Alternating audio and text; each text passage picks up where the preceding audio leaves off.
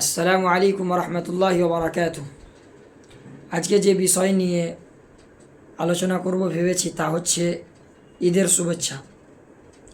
তো ঈদের শুভেচ্ছার ব্যাপারে কোরআন এবং হাদিসে কোনো প্রমাণ নাই যে আমরা একে অপরের সঙ্গে সাক্ষাৎ করব, তো যেসব বাক্য দিয়ে একে অপরকে খুশি জানাবো সেই মতো কোনো শব্দ নাই।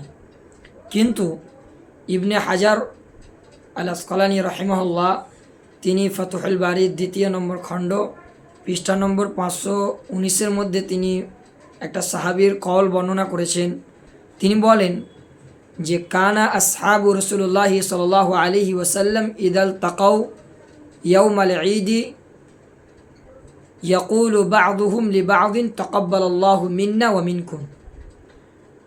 রাসূল সাল্লাল্লাহু আলাইহি ওয়াসাল্লামের সাহাবায়ে কেরাম যখন একে অপরের সঙ্গে সাক্ষাৎ করত তখন তিনারা বলতেন তাকাব্বালাল্লাহু মিন্না ওয়া মিনকুম, আল্লাহ রব্বুল আলামিন আমাদের এবং তোমাদের পক্ষ থেকে আমলটাকে কবুল করো।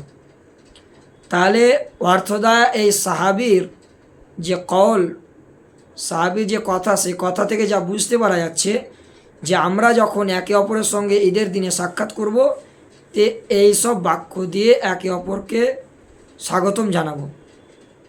অনুরূপভাবে ইবনে বাজ রাহিমাহুল্লাহকে জিজ্ঞেস করা হয়েছিল যে আমরা যখন ঈদের দিনে একে অপরকে শুভেচ্ছা জানাবো তো কোন বাক্য দিয়ে আমরা একে অপরকে শুভেচ্ছা জানাবো, তো তিনি বলেছিলেন প্রথম যেটা বাক্য সেটা হচ্ছে তাকাব্বালাল্লাহু মিন্না ওয়া মিনকুম, আর দ্বিতীয় যেটা বাক্য বলেছিলেন সেটা ছিল ঈদুকুম মুবারক, আর তৃতীয় যেটা বাক্য ছিল সেটা হচ্ছে আল ঈদু মুবারক।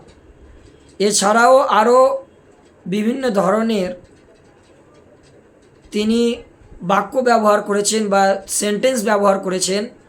তো এই সব সেন্টেন্সগুলো মাধ্যমে আমরা একে অপরকে ঈদুল ফিতর কিংবা ঈদুল আজহার শুভেচ্ছা দিতে পারি।